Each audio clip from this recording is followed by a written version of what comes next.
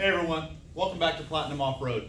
In this video, we're going to talk about a new product from On The Rox. It's their parking and turn system. And what that is the lights that we incorporated in our earlier video with the grill swap. We're going to go ahead and finish out the install for those.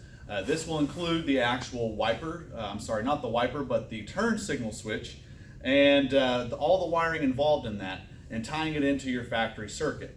So let's go ahead and get started, and perhaps this video will be helpful for you in your install or deciding on that purchase.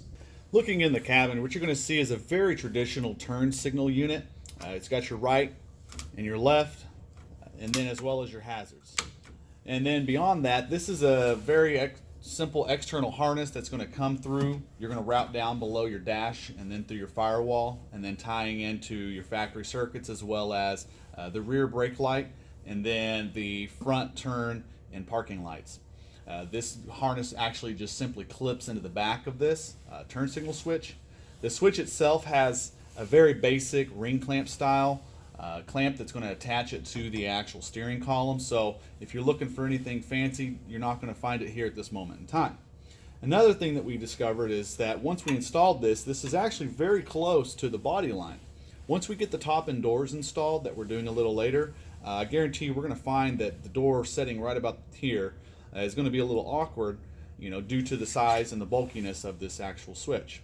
But at this moment in time, this is the one kit that we're finding out there and the client brought to us. So perhaps later down the road, this can be shortened or other kits out there will surface. So let's go ahead and get started on the install and get going with that.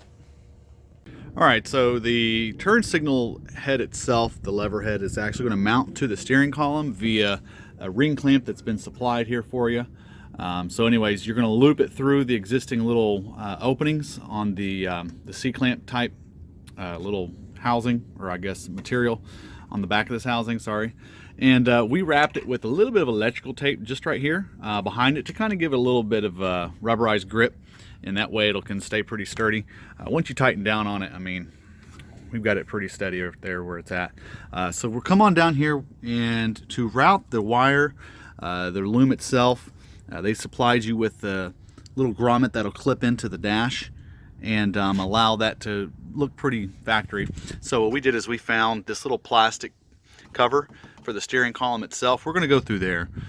We try to avoid drilling through metal as much as possible, and this seems like a pretty inexpensive panel to pull off and replace if things go wrong for you. So that's where we're going. Now we did we went ahead and mic'd the little grommet and found that we're going to need a 3/4 inch hole. So we're using a step bit. This will allow us to get up to a 3/4 inch hole. So make sure if you're going to use a step bit to get that. Also, being that it's plastic, that step bit's a little bit easier on the plastic and more fragile material, so that way it doesn't just grip and then start to tear things up or crack it. So anyways, let's keep going. So come up underneath the dash, and you're going to go ahead and find the brake pedal switch, brake light switch, which is basically you're going to find your brake pedal and run that up, and you will find your brake light switch. Leading into it is this little white connector. It'll have 4 wires on it. You've got a blue with red, and then you've got a brown, and you've got 2 green. Those are the wires we're going to work with when we're working with the green off of the flash charge, and then also the gray with black stripe, and then the all black wire. Those are the wires we're going to be tapping into using the supplied connectors. So what you're going to want to do is you're going to actually go ahead and cut the brown wire about 1.5 inches or so up, and then same thing with the green wire. It doesn't matter, it says in the instructions it's not specific. So go ahead and make those connections. We're going to go ahead and get it done underneath here, and we'll show you a picture of what it looks like here real quick. Okay, so to close out what's going on underneath the dash, so we put the brake light switch back in, the plug back in. Out of that connector, again, you cut the brown wire and then the green wire. Doesn't matter which one it says, so we went ahead and selected the one that was next to the brown wire. Now, if you notice, we have different color heat shrink butt connectors we have in there. That's because one of the pre-crimped little connectors that came with the harness was a little loose on the wire. So I actually just pulled everything and put what we have here, these butt connectors that are heat shrink with a gel fill, so they're full waterproof.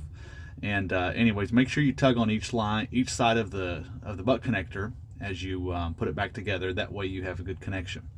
Once you get that done, just kind of tuck everything back in there. We use some zip ties to kind of help keep all the wires together.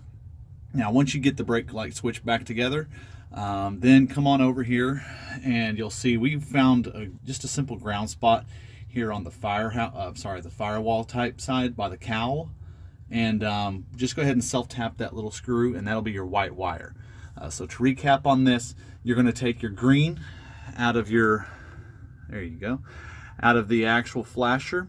You'll take your green wire and you're going to tap it in. You're going to put it in line with the join it in with the green wire coming out of the brake light switch, and then your black and gray goes back into or connects to the brown wire on the connector side, and then your solid black wire will join back in on that brown wire that was further up here coming out of the main harness. So let's go ahead. We're going to pull the ROXOR into the shop and we'll get underneath the hood and we'll keep going forward with the install. As we look into the firewall, we're going to cut through the actual rubber grommet that holds the primary wiring harness into the cab itself. So if you go in here, you want to feel around that.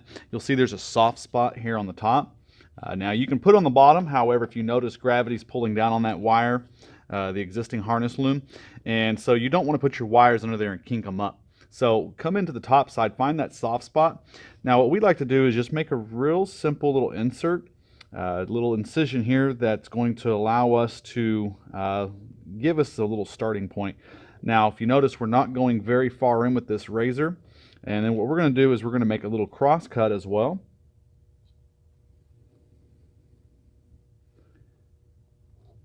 And then what that's going to allow us is a little bit of a starting point. Now this is also going to allow the rubber to expand and then compress back over the wires themselves as they come through. So let's go ahead. If you notice here, I did go ahead and I prepped some of the loose wires together. You don't want to make this electrical tape anything tight or difficult to take off later on. It just becomes a mess and time's taking.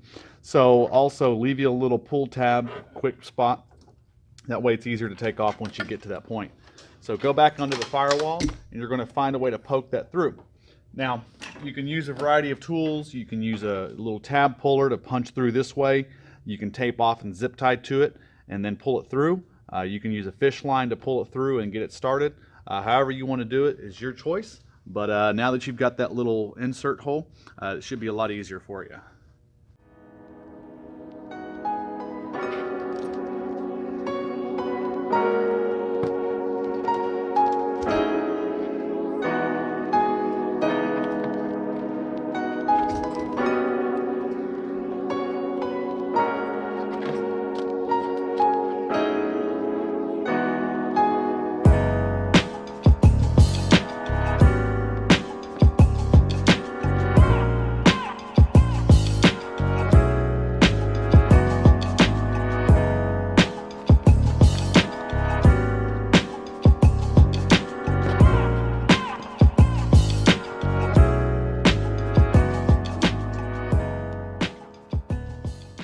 So once you get that wire loom through the actual firewall grommet, go ahead and drop the long yellow line down the fender line. You're going to run that through the frame section and head it back towards the tail light. We are going to go ahead and wrap that up with some wire loom once we get it all finished through and get it routed. However, for the rest of the line, go ahead and what we did is we used some of these supply zip ties and we put them along the way with the existing harness, so that way you can route that all the way up towards the front headlights. Now when you get up here, what you're going to look for is you're going to look for the plug that you're going to see going through towards this side marker light. And so what you do is you want to identify that plug and then look for the green wire with the white stripe.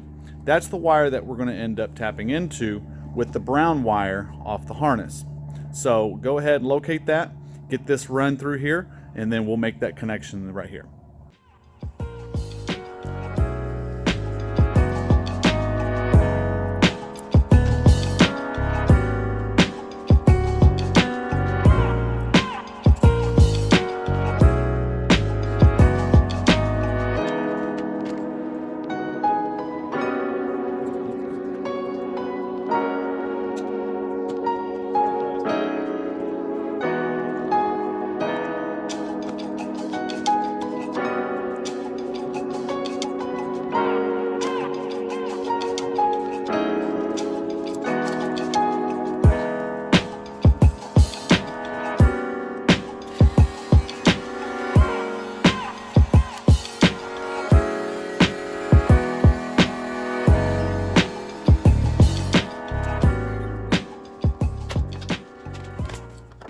So what you see here, you're left with the other two ends, I guess the end of that harness as it's going to run out. You've got your supply and ground connections for the actual turn lights up here in the front, the parking and turn. You're going to route those on down next along the radiator shroud, and then send them across. Now we're going to go ahead and wrap these up with some loom to protect them as we go underneath all that, and so we'll go ahead and get that going and send them over and start plugging in our lights. Once you've got that connection done, you're going to go ahead and go down and locate the wires coming out of your front turn lens.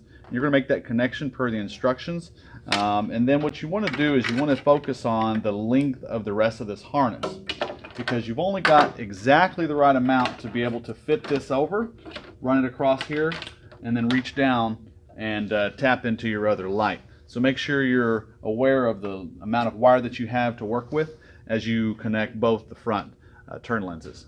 Back here underneath the tub at the rear driver tail light, you're just going to simply access that wiring harness that comes out, find that connector clip, and then on the frame side of that connector clip, you're going to pull back the factory tape, and then you're going to find the brown line, in which at that point you're going to go ahead and cut it, and you're going to tie in that yellow line that we pulled back from the firewall.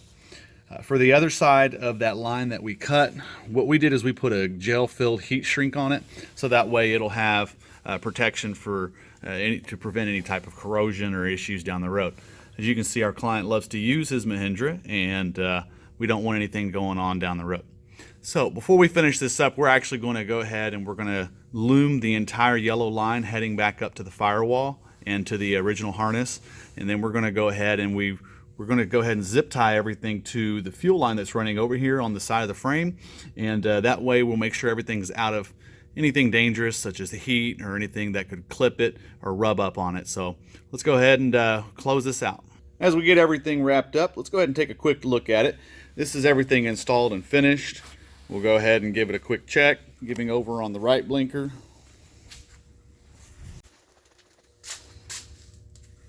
Very nice. And of course, toss it down.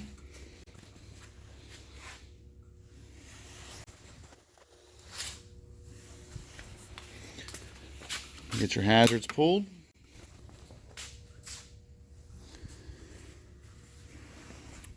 So we hope this video was helpful for everyone, and if you were either debating getting the product itself, or if you were looking to see how to even just install the product, everything went well for you guys. Stay tuned with this as this build unfolds. We're going to end up eventually doing a suspension, wheels, and tire package on this, as well as a best top, soft top that the client brought to us that he's found. Another item we're going to incorporate is an in-cabin heater system that'll have a defrost as well as vent ducts here for the cabin. And hopefully you guys enjoy all the other videos that we have in mind for you guys.